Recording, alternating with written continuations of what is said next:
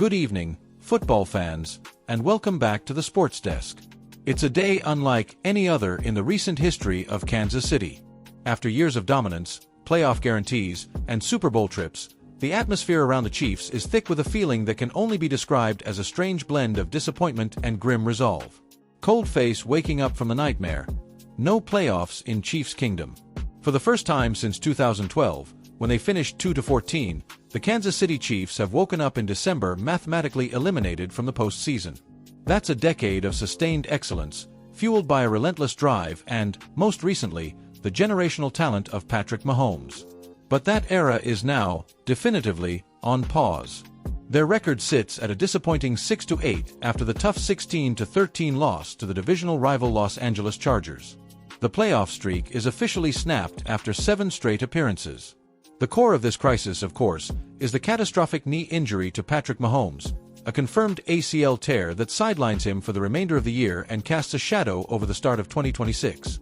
The estimated recovery window, as confirmed by medical experts, typically ranges from 9 to 12 months, putting his Week 1 availability next season in serious doubt.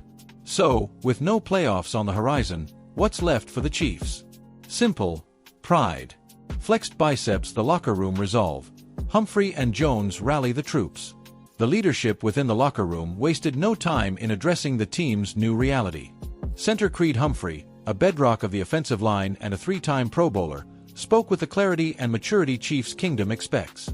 "Yeah, it sucks," Humphrey admitted, voicing the frustration shared by every player and every fan. "But we have 3 games left, so you can take it one of 2 ways. You can mope around, cry about it, or you can come in ready to work and get ready these next 3 weeks." He concluded with confidence, "I think we have the guys that are going to come in and be ready for the next 3 weeks." This is the kind of professional pride that defines competitors. This isn't about Super Bowl rings anymore. It's about the name on the front of the jersey. It's about finishing the job.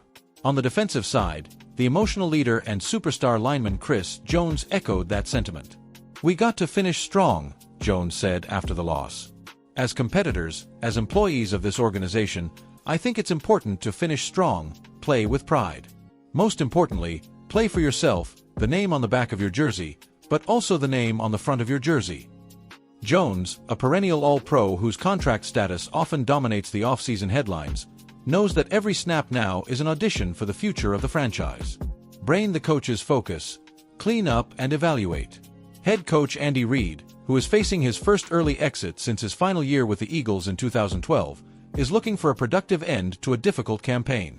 Reid, the orchestrator of this modern Chiefs dynasty, knows the value of professional integrity, even in defeat. "Listen, every game you go into," Reid stated, with his trademark stoicism, "it can be Yahtzee, and you want to win. We're in America here. That's kind of what we do. So, you want to go into it, play your best, and if the guys are available, they're going to play. They know that, and they want to do that." But he also acknowledged the subtle advantage of this unexpected downtime: evaluation. One of the positive things is you get to see a lot of young guys play out of it, see what they're all about. This is crucial tactical analysis. The Chiefs are now forced into an unexpected, pre-draft evaluation period. They will be relying on their backup quarterback, likely Gardner Minshew, to run the offense and assess the talent around him. Which young receiver can step up? Which rookie defensive back is ready for a bigger role?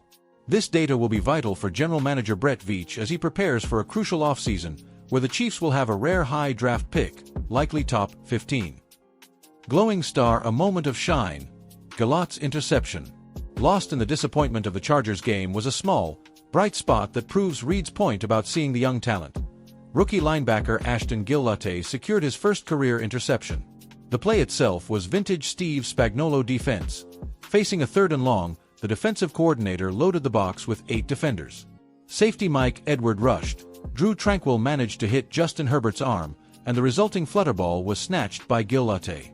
In any other year, at the 7-0 mark, that play would be replayed constantly on the Arrowhead Jumbotron. It epitomizes the next man up mentality and the talent that still exists on the defensive side, even with the offense faltering. Chris Jones and the defensive coaching staff are hungry for more such plays from young contributors over these final 3 games. Calendar the final gauntlet. playing for the rivalry and the future. The Chiefs' remaining schedule is a challenging path that forces them to face AFC rivals, giving them a chance to play the role of spoiler while showcasing their fight. Week 16, at the Tennessee Titans on Sunday. Week 17, the Christmas night showdown at home in Arrowhead against the AFC West leading Denver Broncos, a perfect chance to disrupt a rival's playoff momentum.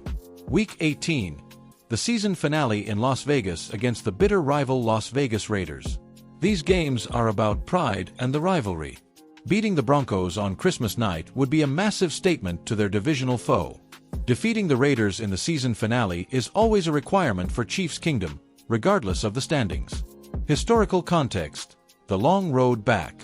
The last time the Chiefs finished with a losing record and missed the playoffs in 2012, 2-14, it spurred the hiring of Andy Reid and laid the groundwork for the most successful era in franchise history.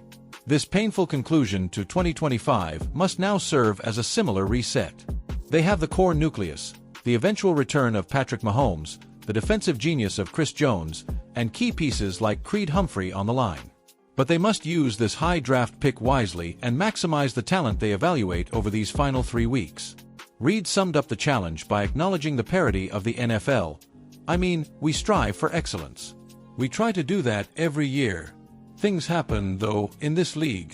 I mean, there's a ton of parity, and sometimes you end up on the short end of it. And you've got to go back and look at things, and that can be healthy.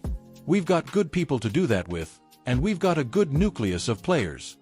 Clapperboard motivational closing. The Chiefs' dynasty has hit a major speed bump. Patrick Mahomes faces a long and arduous rehabilitation, and the team faces its first true rebuilding offseason in a decade. But for the players, the mission is simple: finish the season with integrity.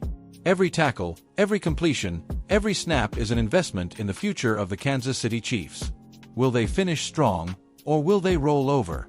Chiefs Kingdom will be watching these final 3 games closely, not for a Super Bowl berth, but for a sign of the resilience that defined the best moments of this era. Join us Sunday as we cover the Chiefs' first game of this new reality against the Titans. Don't miss it!